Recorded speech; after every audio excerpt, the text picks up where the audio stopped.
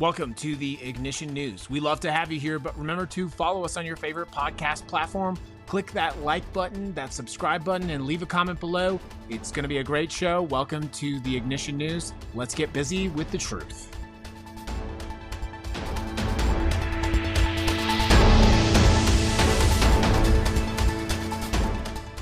Well, hello, everyone, and welcome to the Ignition News. It is March 22nd, 2026. Technically, it's not that day for me because I'm recording this beforehand. As a reminder, we are no longer recording the show live on Saturday and Sunday because, well, candidly, I need a little bit of a breather to catch up, to get ahead of my own life. And the reason I'm able to do that is because we have built a nice group of followers here, especially on Spotify, which is the host to our platform. So I do want to ask you to please consider making sure that you follow us on Spotify and that you comment on the episode, that you share the episodes when you can, because it helps us to do what we're trying to do, which is to create a reliable source for information and actionable items that you can take. Now, I have to be honest with you.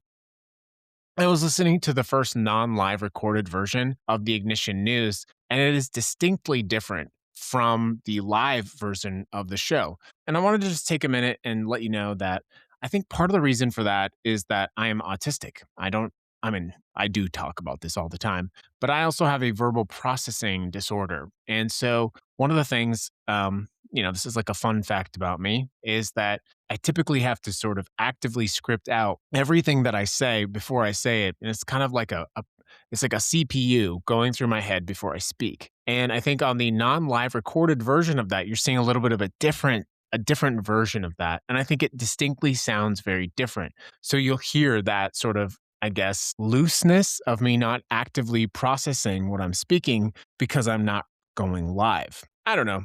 The point of that, what I'm trying to tell you is that I'm actually really embracing that at this part of my life. And I just kind of wanted to explain that because I think if you listen to a show that's recorded live versus a show that's recorded where I can just stop recording and redo a take is really different. And I hope you notice that, and I hope that makes a little bit more sense. But let's talk a little bit about what happened on this day in history. In 1968, Dr. Martin Luther King arrived in Memphis to lead a massive march in solidarity with 1,100 striking Black workers who worked in sanitation. This was a very critical moment in the civil rights movement, and it explicitly fused labor with the civil rights movement. Workers carried signs that said, "I am a man," to demand human dignity. In 1974, the CLUW was formed, the Coalition of Labor Union Women. It was founded in Chicago, and it was the first national organization for union women. Big stuff. We got to appreciate that.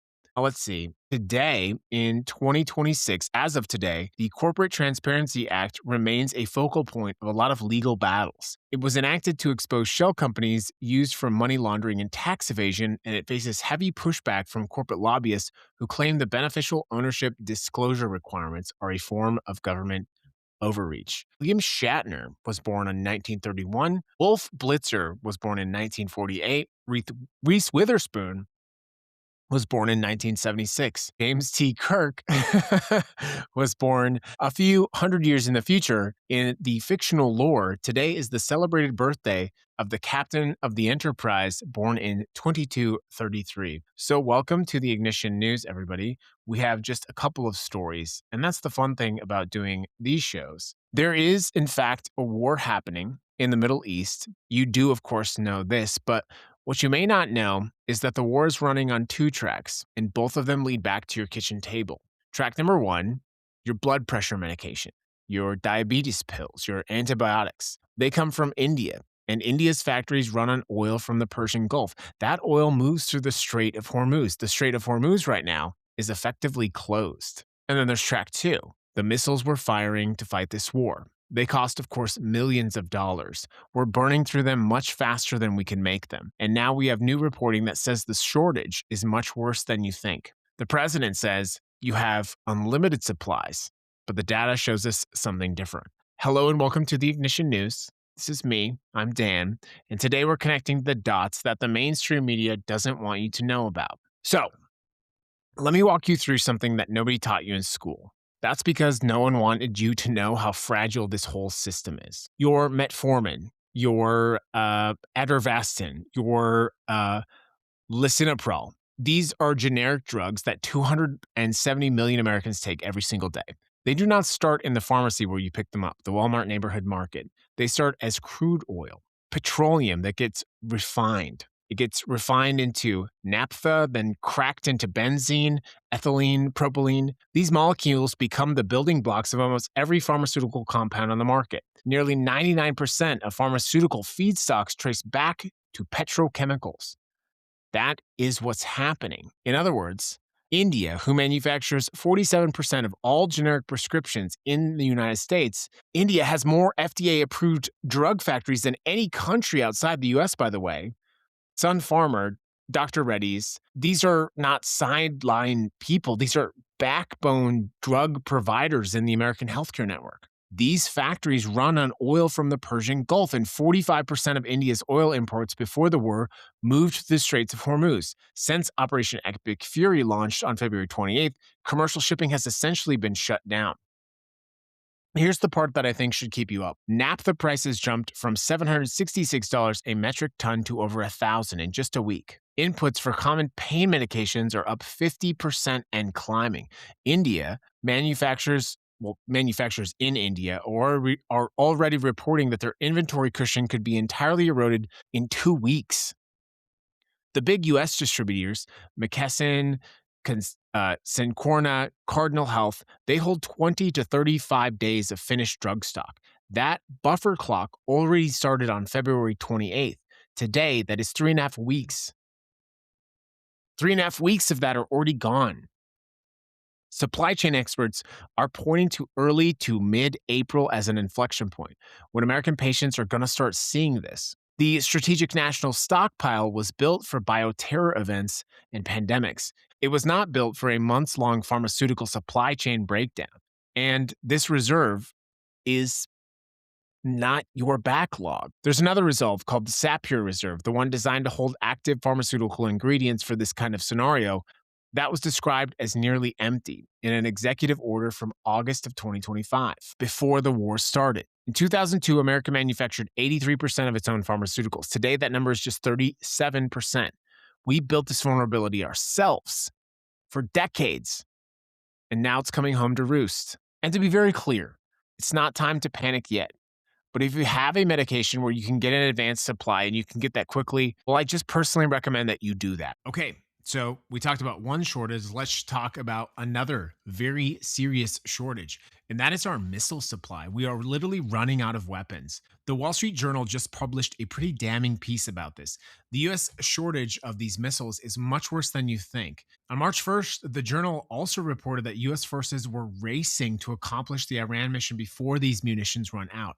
That was 3 days of the war. And here's what we know from multiple sources. Since the operation began, American forces have intercepted hundreds of Iranian missiles and drones targeting bases and allies across the region. Every single interceptor we fire costs between $4 to $6 million. I've seen costs as high as 28. Just for some context, the U.S. Navy used 24 Tomahawk cruise missiles in 1 month when we were targeting the Houthis back in 2024. That was 2 years of procurement in less than 30 days. Those SM-6 interceptors from the Navy, one of our best, are being produced at a rate of 125 per year. Per year. General Dan Kame, chairman of the Joint Chiefs of Staff, reportedly raised concerns about the munitions capacity, the potential casualties, and the risks of overtaxing U.S. forces. In a National Security Council discussion before the war, Iran has an estimated 2,000 mid-range ballistic missiles capable of reaching targets across the region. We are not fighting a short-range adversary. And here's the structural part underneath the headlines. Munitions manufacturing is constrained by the same upstream chemistry problem as pharmaceuticals. Smokeless powder requires nitrocellulose. Nitrocellulose production is concentrated in a handful of specialized facilities. China and Europe are the primary exporters. Trump's own tariffs have tightened the Chinese supply.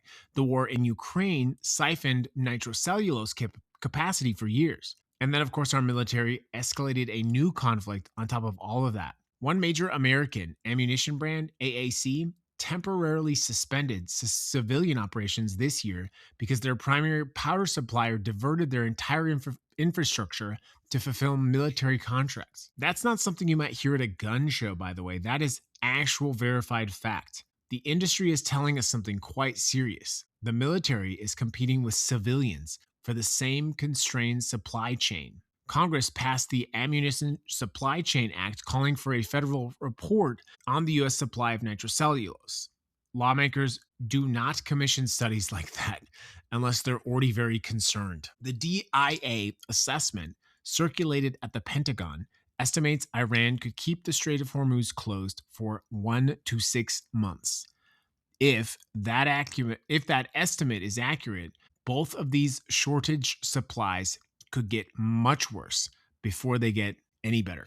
So what's the through line here?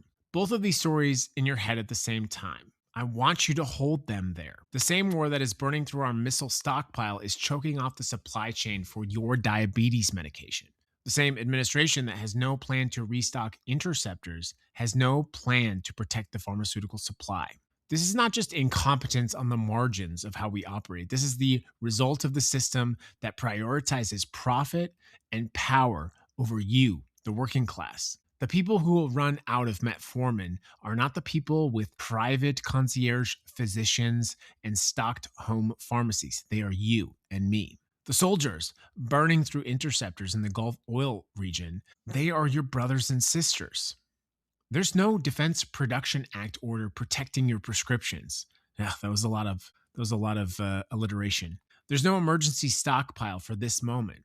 There's no plan that produces one extra pill or a single extra missile in April 2026. And the president is lying to you, telling you that supplies are unlimited. I want you to remember 2 dates. February 28th is when this war started. Early to mid-April is when experts say medicine shortages hit the consumer level. That's 3 weeks from today. This is The Ignition News, March 22nd, 2026. If you found the show useful, leave us a review, tell someone about it, and of course, thanks for tuning in. I'm Dan. Stay ignited.